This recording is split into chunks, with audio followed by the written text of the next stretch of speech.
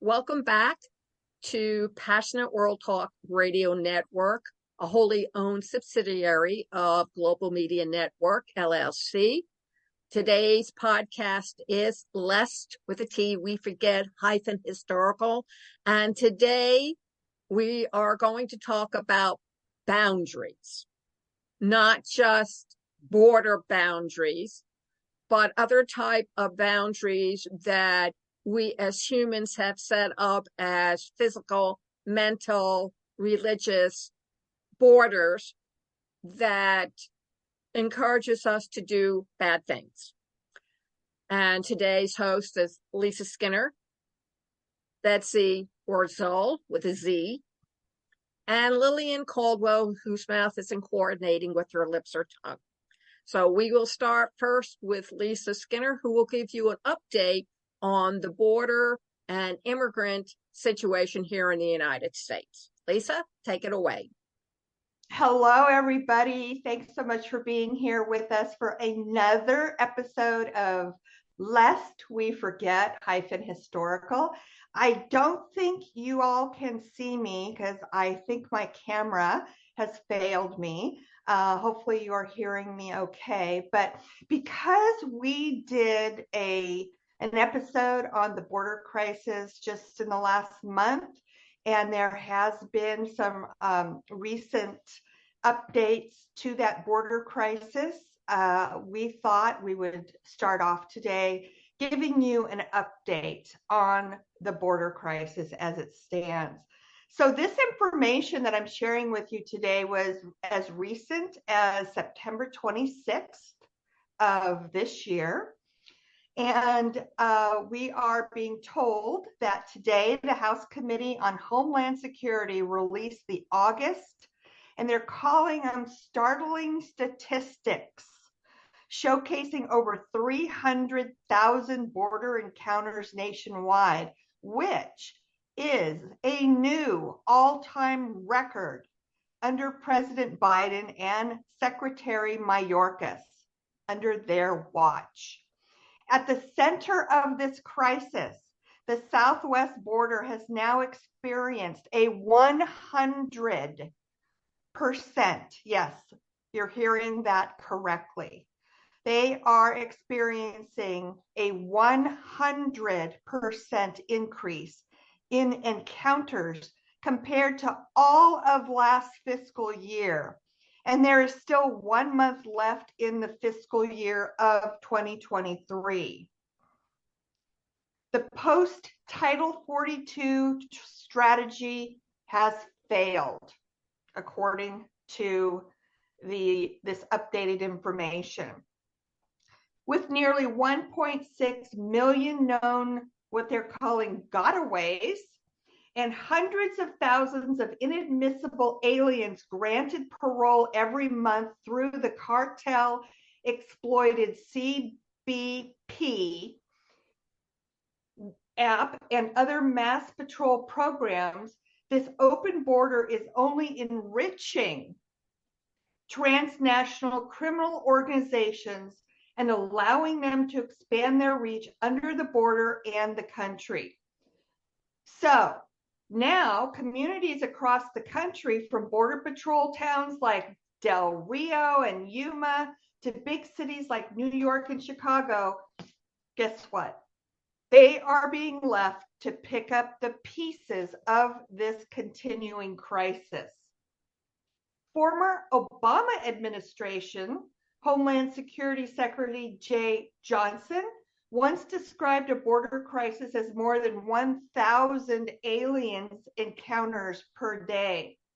In August of this year, alien encounters at the southwest border averaged around 6,000 per day.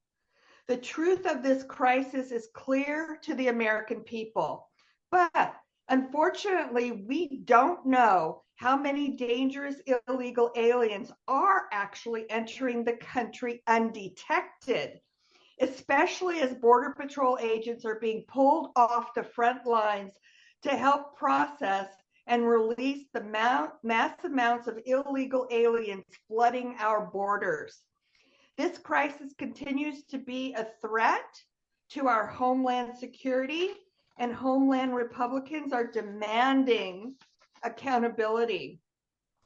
So one of the things that is a recent update that has just occurred in the last probably week, I'd say, is that the Biden administration is now doubling down on their strategies to contain migration as unauthorized border crossings surge across the Southwest. The number of migrants apprehended in a single day by the U.S. Border Patrol has now approached an estimated 9,000 people on this past Wednesday, according to officials who declined to be identified to discuss preliminary data. Rural areas of southern Arizona, including the greater Tucson region, as well as South Texas, have seen large increases in migration. President Biden touted his immigration reform efforts Wednesday at the Congressional Hispanic Caucus dinner. At the event, Biden noted his request of $4 billion in additional funding for border security this year. And that was a figure that Republicans balked at. Now, the thing that makes this a little bit ironic, I'll say, is because if we all remember, one of Biden's promises during his electoral campaign is that he was dead set against the border wall that Mr. Trump ended up starting. Well, with these recent statistics really shedding a huge floodlight on the current situation of the number of immigrants who are trying to sneak into our country, Mr. Biden has changed his mind about that for a couple reasons. Most of the immigrants that are coming are Venezuelans, and they are coming to try to escape the poverty and the oppression that is happening to them in their country. So trying to seek refuge in the United States is certainly understandable, but the problem is we are not equipped to handle the number of people who would like to come and live in the United States. So with all this going on, Mr. Biden has realized that one of the solutions to this problem, and there's, it's very complicated. This is just one of the things that he has decided to do to try to tame the situation a little bit from the crisis that it's turned into, is to pick up where Mr. Trump left off and continue building the border wall. He sees that as one of the only viable solutions to this problem. And the other reason is because so many billions of dollars was appropriated to that project, and the money can't be spent anywhere else, that he says, okay, we've got the money to finish the wall. We have this huge problem. How we're handling it right now is not working.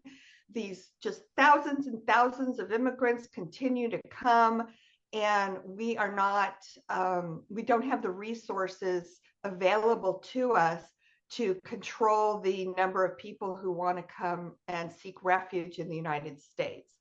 So that is the updated information to the border crisis. It certainly is apparent that it's increasingly becoming worse, to the point where Mr. Biden has now realized that maybe the border wall wasn't such a bad idea after all, even though we know he doesn't support it or believe in it. But I think out of desperation, he may be seeing it as something that is a necessary evil to try to control this crisis that we are seeing currently at our U.S. borders. So that's the update for you. And, we will continue to update you as we gain more information via the news on how this crisis is playing out and moving forward. So thanks for listening to that update. I hope this has provided you with some really important information today. So I'm going to turn the microphone back over to Lillian, and she'll take it from here. Thanks, everybody. Thank you very much, Lisa, for the update. Now, ladies and gentlemen, that is something for you to consider as well. Immigration, boundary. So let me ask you a hypothetical question. What would you do if Mr. Trump won the electoral vote, not the popular vote, but the electoral vote, which would make him president, and he follows in the direction of his threats, saying that he will turn the government into authoritative dictatorship and commence his own cleansing program, which would mean that you, as U.S. citizens, now become the immigrants who are leaving your country to seek asylum and other countries because, for whatever reason, religion, color, whatever, politics, you no longer feel safe in this country. How do you think the rest of the world would treat you if you came knocking at their back door asking to come in because of the tumultuous uprisings in your country? The reason Lillian, I just want to interject something, because if our listeners remember, if they listened to our very first Lest We Forget series on the Holocaust, this is exactly what happened with the millions of Jews who were trying to escape the wrath of the Nazis and seek refuge in a safe place. And unfortunately, they were denied. Yes, they were denied. They were denied because FDR had decided, based on the court of popular opinion and otherwise the public, that they did not want to allow all these immigrants to come into our country because we were right in the throes of the Great Depression. So many people were without jobs, people couldn't find food, and they were so afraid that if we allowed all the Jewish people trying to flee the wrath of Nazi into our country, that it would just make a bad situation become so much worse. And what I'm hearing Lillian say right now, it's exactly what happened then. So now we definitely are seeing history repeating itself in a very similar crisis situation. Absolutely. And ladies and gentlemen, make no doubt about it, the Jews are going to be the first to be expelled. Mr. Trump has very mixed feelings about us. And most of his heroes are the bad guys. He idolizes the Korean dictator. He thinks what Putin is doing in Ukraine is just hunky-dory with him. Yes, no problems with it. He would probably join him to reclaim all the land that the Soviet Union, formerly known as Russia, would like to reclaim. Boundaries on countries are not physically fixed. It's something on a piece of paper. This morning, when I had to go and take my grandson to school, he unraveled a very old piece of paper that he created, and he showed me a map that he had drawn with the boundaries of the different states in the Union, because they're studying that in social studies. Only his map doesn't look like anything that we have now. And if you paid attention to PBS, they did a whole series about how the states in the US got their shapes. And you learned that the boundaries that were drawn for the states was more economic, political. So it wasn't really a physical manifestation of forts, of walls that enclosed each individual state. Now, in this country, we can go into any state and not have to bring a passport with us or other papers. That's not true overseas. So my question stands, what do you do if the unthinkable happens? How do you protect your borders? And you're considered an alien, which I find fascinating because, excuse me, but if a real alien came with those spaceships that everybody is so upset about, how do we tell them apart from the aliens that are trying to get into our country? Or anybody else's country for that matter? Would you have problems with an alien coming out of a spaceship and coming out and claiming this land for them? It's something to think about. Betsy, what do you think? Well, I think I have a lot to say. The border crisis is a hot mess, became more of a hot mess with the Biden administration, who refused to acknowledge what was going on.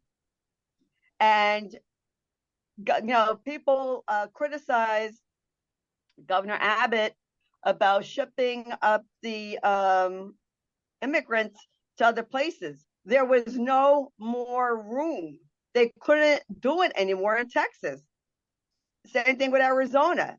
They went up to Martha's Vineyard. What did those rich people do? They didn't want them. They got them out of there. Yeah. They only want them there to do their chores. Lawn mowing, landscaping, cooking, being nannies. They didn't want them living there. If they did, they would have had them there. Now, New York City, places around the country, in the U.S., they talk a big thing. Oh, we're sanctuary cities. The immigrants are welcome here. But then, they realize reality. They can't afford it.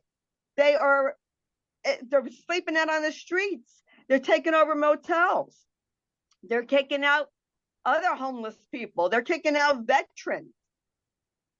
We just can't afford it. Now, I'm very well aware what the Statue of Liberty says, but that was a whole other time ago. My grandparents came here as immigrants, both sets.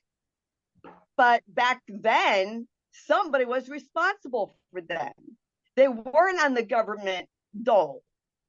Now they come, they're on the government dole. What other country can you go to where you get a phone, you get an apartment or a place, and food? Nowhere. You can't. And if you're poor in this country and you can't prove to the government that you need this money, you know what they tell you? You have to go through every single one of your assets, whether they're in the bank or a home or a car, doesn't matter. And even then, you may be the wrong ethnicity or the wrong color. You don't think it happens? Back in the 70s, when I was down there with Ben, I could not get food stamps because I had a college degree. But in California, my first cousin got food stamps and he had 2 college degrees. So you tell me. And also, we just can't afford it with the schools. Yes, that's the big thing. Who's going to teach these children? These people are coming in unvaccinated, unvetted. There are also cartel coming in. There are criminals coming in. We don't know who's coming in. We just don't know. The immigration process has to be improved somehow to be able to get your citizenship. It shouldn't be taking 4 or 5 years or however long it takes. They need to do a better job with that. But they just can't let this influence. think about when your great great grandparents came over and we all had to go through Ellis Island before we were allowed to even step into the United States. You had to have a job waiting for you. You had to have somebody sponsoring you. So they had a lot more control over that than they do now. One of the things that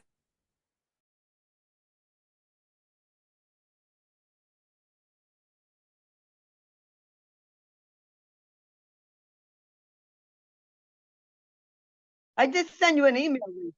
there she is.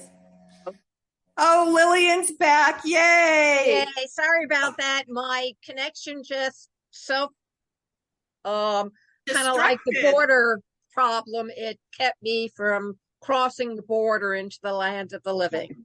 But I am back. What I was starting to say, folks, was when I was doing research to update y'all on the current border crisis, I did want to just kind of piggyback on one thing that Betsy just said, and that is a lot of the reason, not just the number of immigrants that are trying to seek refuge in our country, but one of the reasons why they're calling it such a crisis is because along with all these immigrants, the drug cartels and the are coming in, and they're bringing their drugs, and they are kidnapping people, and they're raping women, and they are kidnapping girls and boys to use in the sex trade industry. So with the border quote unquote crisis, it's just not a simple problem of we don't have the resources to be able to take care of all the people who do want to flee to our country. But along with it, a lot of criminal activity is following, and we certainly don't want or need that. And I saw an interview recently at the border where a reporter was interviewing an immigrant who had successfully gained access into our country, and asked her why, she was from Venezuela, why would she leave Venezuela and take all those risks with all the criminal activity that they encounter along the way and the thousands of miles that they have to trek to get here? And her answer was a simple one: because it's better than where we came from. I think that is really huge food for thought. It's better than where we came from, but we don't even know what we're going to, but it's better than where we came from. I thought that was just a powerful, powerful thing to hear her say. And I think that probably rings true with all the other thousands and thousands of people that are trying to accomplish the same thing. I think you're right. And we as American citizens have never had to experience such turbulence or upheaval in our own life. No. And so it is very difficult for us to understand that your country, your state, your city can get so bad. However, if you want to talk about fleeing from impossible places, remember when the suburbs first became a big deal and people started deserting the city to flee into the suburbs? And why were they going into the suburbs? Because of crime, because of the gangs, because of the bad schools, and because the economic situation was better. Well, let's face it, it was fresh, it was virgin woods, if you want to put it that way. Nobody had really conceptualized of going back into the country, more or less, than staying in the urban areas, which are cities. So there's a lot of parallelisms, if I may throw that out. But I think that people have to recognize that great social change, great industrial, technological change, and let's face it, people's greed and arrogance drive people to be on the move, to go to where they think they will have a better life. I mean, the Great Depression, Grapes of Wrath by Steinbeck, what was the book about? All these tenant farmers who had their farms closed down and mortgaged by the bank. They all went out to California because it was supposed to be a better life. But it didn't turn out to be that way. Is that a great parallel to the immigrants who are trying to get into this country, only to realize once they get here that they have exchanged one set of bad circumstances for another? If they're just in another place rather than remaining and staying in Venezuela. Betsy, what do you think? I think that something's got to be done. I'm not smart enough for the answer, but none of us are. But Washington isn't doing a great job either. I just have to say a personal story. My grandmother, who came over from Russia before World War I, she came in illegally. She wasn't able to become a citizen because she was a caregiver, but she worked for everything. You know, they had to be sponsored by someone. Well, in 1976, my grandfather's sister came over from Russia. He paid money for years to get her over. So my grandmother couldn't take living with her, so she put her over in Brighton Beach, where a lot of Russian Jews are. When my great aunt died, they found, I think, almost $3,000 stuffed in toilet roll paper rolls. And my grandmother was mad because she said, I came to this country, I had to work for everything. Golda comes, she got an apartment, phone, everything. This is what people get angry about. And especially, and I don't care if people get mad, our veterans. Why aren't we taking care of our veterans? They should come first before anybody.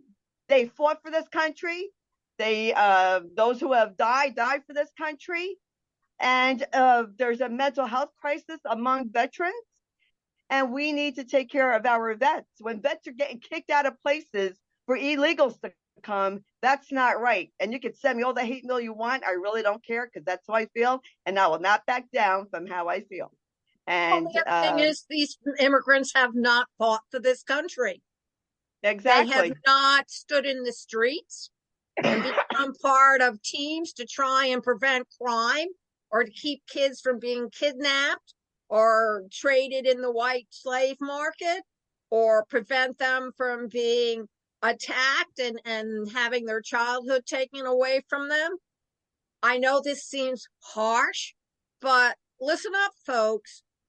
You haven't paid to get into this country. You have not sacrificed something of yours to get entry into our country.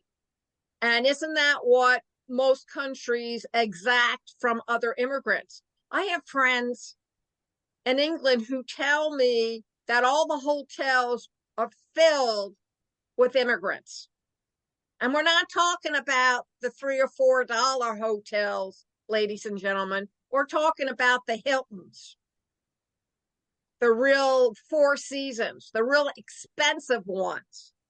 And I've also been told when these people leave, they trash the places in which they've been put up in. I've never been in a Four Seasons hotel. I can't afford $1,000 a night. Sorry, that's just out of my fixed income range. I've never been in the Hilton either, for that matter. Who has $400 to $500 a night to spend? And we're not even counting in room service yet. And these people get room service and the government picks it up. I think that while the Statue of Liberty is very nice, 100, 200 years ago, there weren't that many people in this country. Now we're bursting at the seams. We can barely feed the kids of citizens. How are we going to feed the kids of the immigrants? They have several programs going on TV. I'm sure everybody's seen them. Leave no kid hungry. And they show these middle-class kids whose parents cannot afford to provide them with a lunch. Now, back in the 60s, the Black Panthers provide lunches for kids coming out of the ghettos. But these are not kids that are coming out of the ghettos. These are middle-class kids where the parents are not able to keep up with inflation, and they cannot give these kids a decent meal to eat. Now, the object of the show is not to tell you all the bad things all the time, but to make you aware of what's creating these bad times, and then everybody putting their heads together and figuring out how we can solve these problems together. The people in Lillian. Washington are our representatives. Maybe you should encourage them to represent us.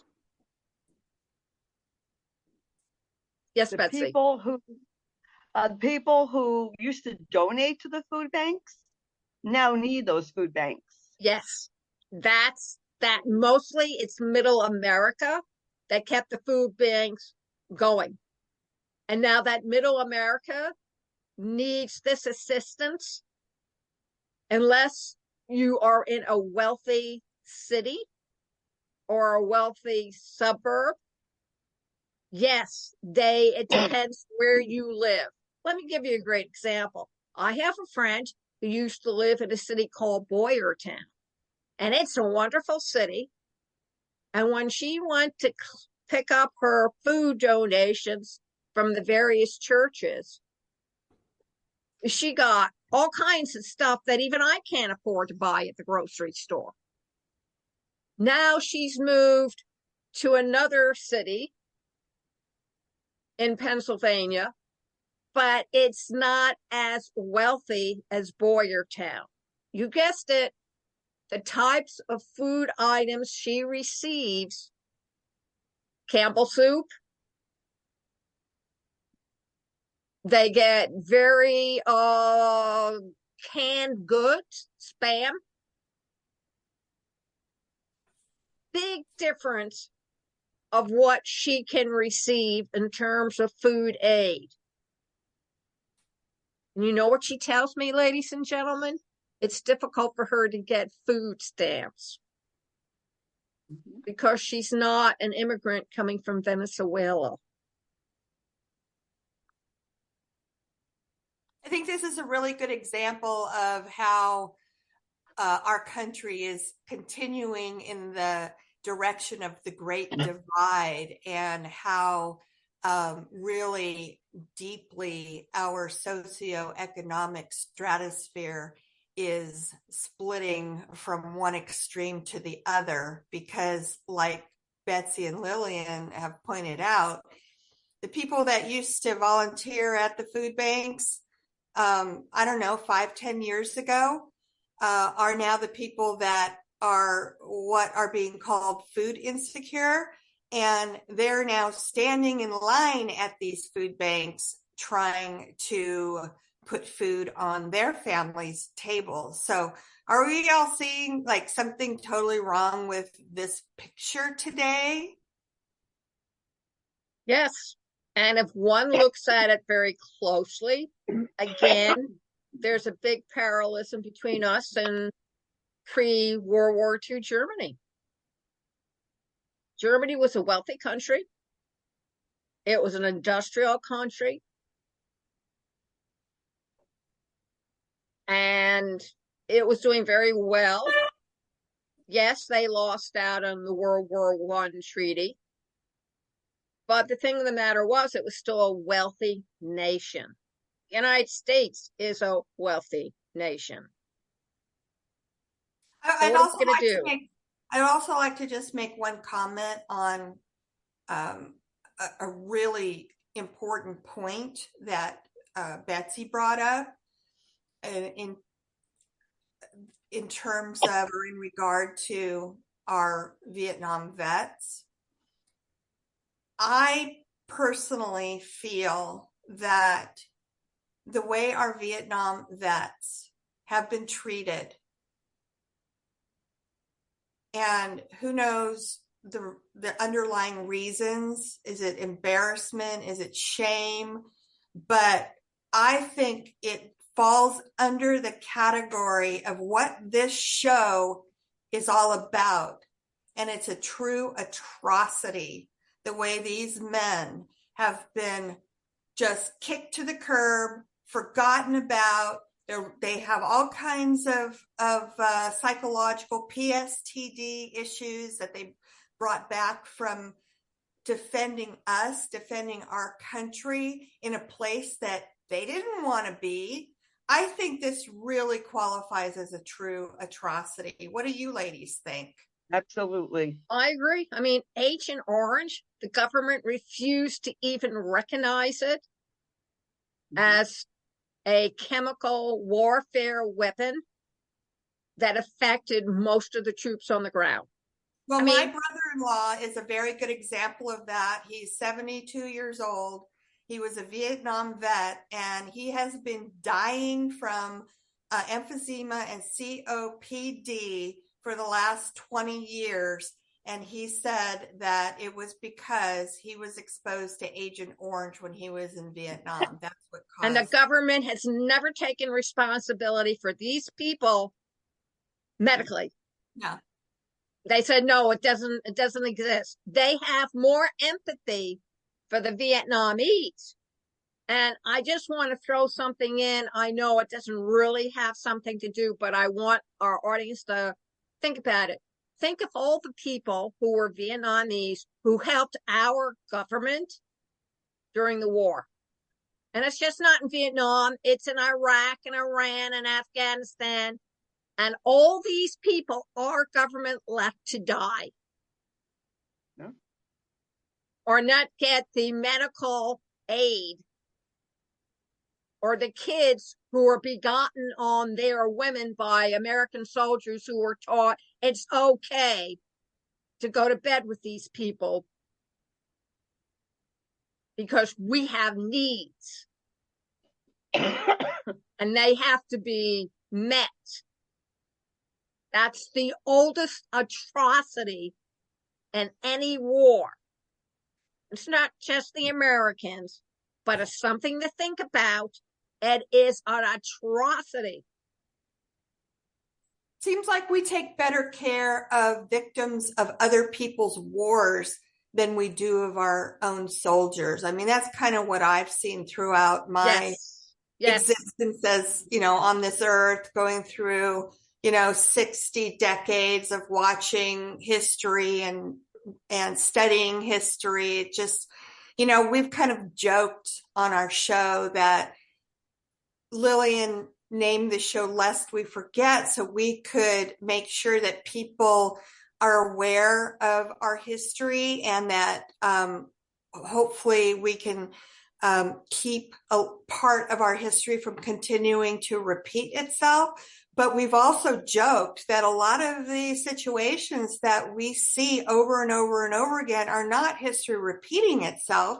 It's history continuing to behave in the same manner that it has since the creation of mankind.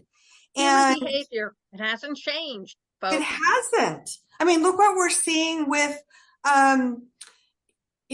the current situation in Europe. Is that a good example of manifest destiny? If I ever saw one, and I honestly have to tell you, and I'm embarrassed to admit this, before I did the research on manifest destiny, when we were doing our genocide of the Native American population series, I had never heard of the term manifest destiny. I heard of it from Lillian.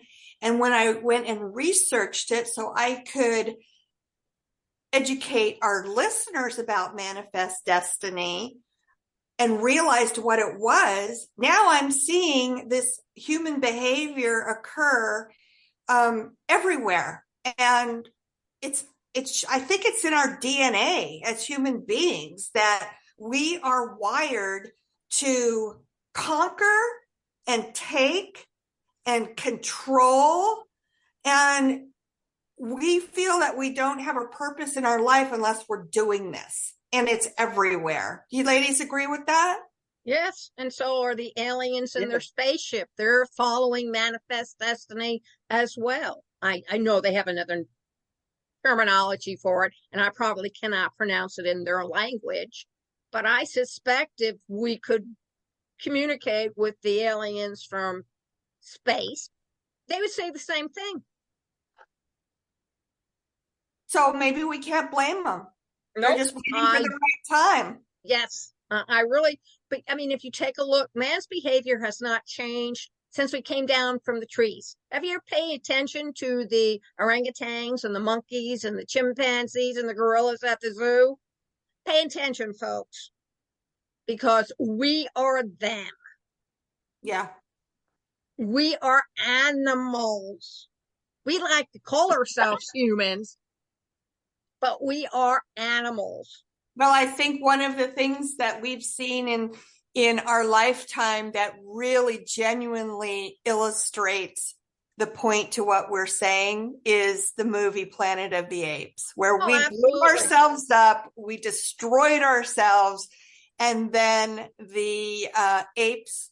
And we brought in the apes to be our servants. I mean, that was the original concept. We enslaved them.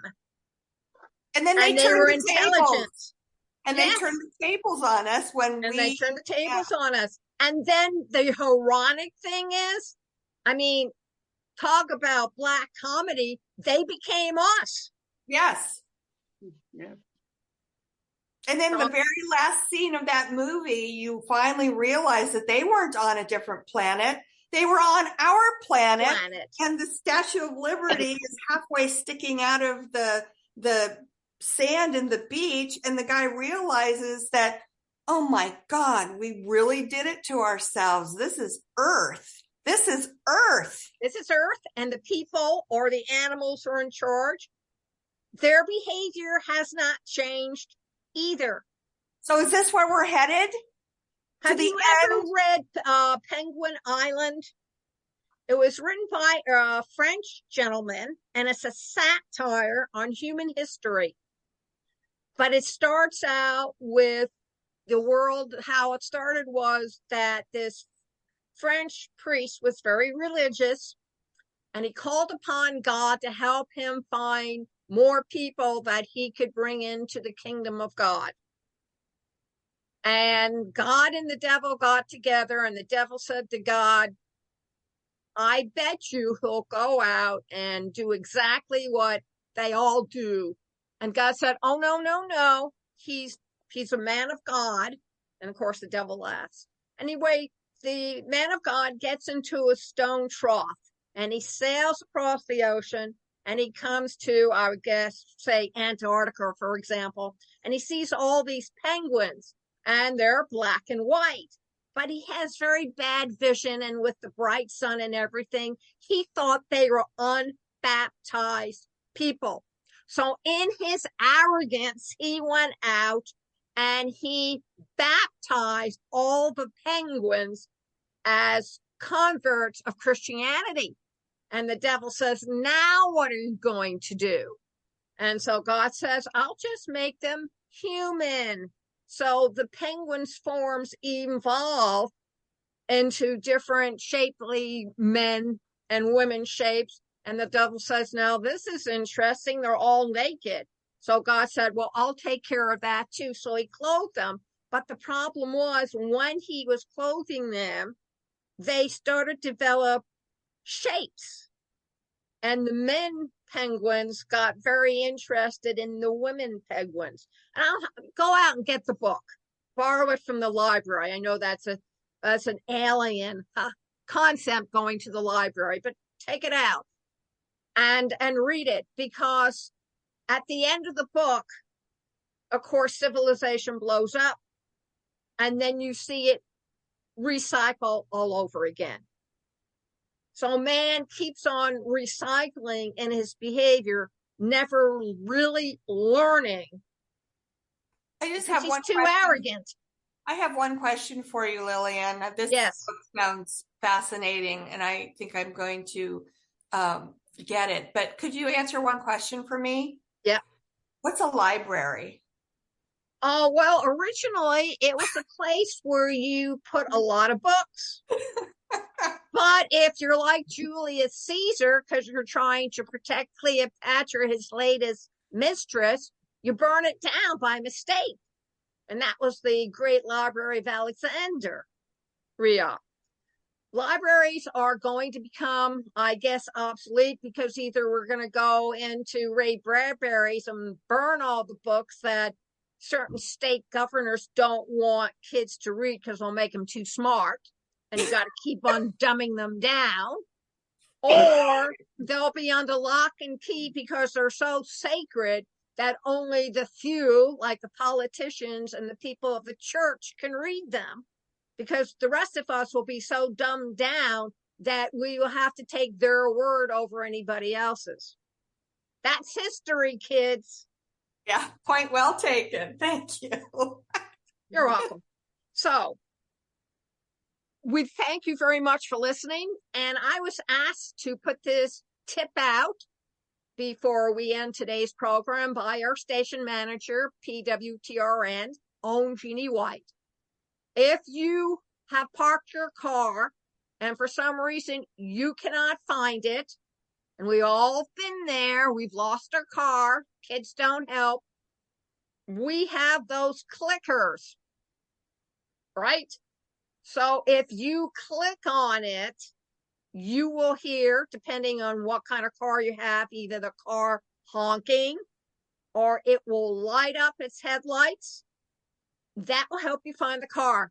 Oh, and a side note, this morning I had to leave very early to take my grandson to school.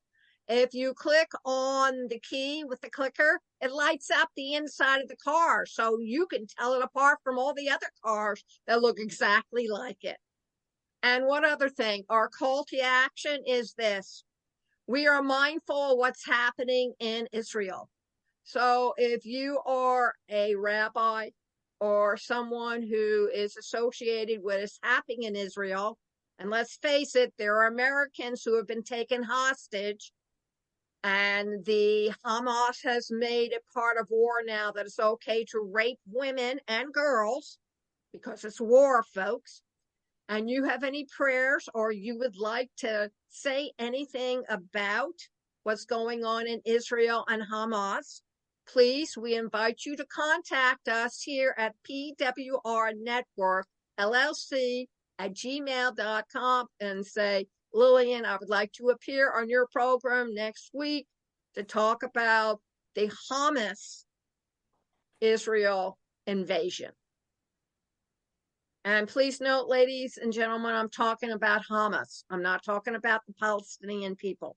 I'm talking about a fanatical religious group. So, Lisa, please provide your email to our audience. Okay, but where do I get one of those clickers? I need one of those. I got one with my car. I got two of them. And what it is, you should put these tiny little batteries in them. I mean, my grandson did it to me because naturally I couldn't figure it out. And he opened it up and he put the battery in, and you have a lock and an unlock. And you just aim it in the general direction and you click it. And it's like having a cell phone. All of a sudden you call on somebody else's cell phone to find your cell phone. Yes, that's how I find my cell phone in the house. I lose it all the time. So I get on my regular phone and I call up my phone number on the cell phone and it starts ringing, and I don't put the receiver back on until I find it. You can laugh all you want, but it works. Okay, so probably Amazon, I would think. Yes, Amazon. All right.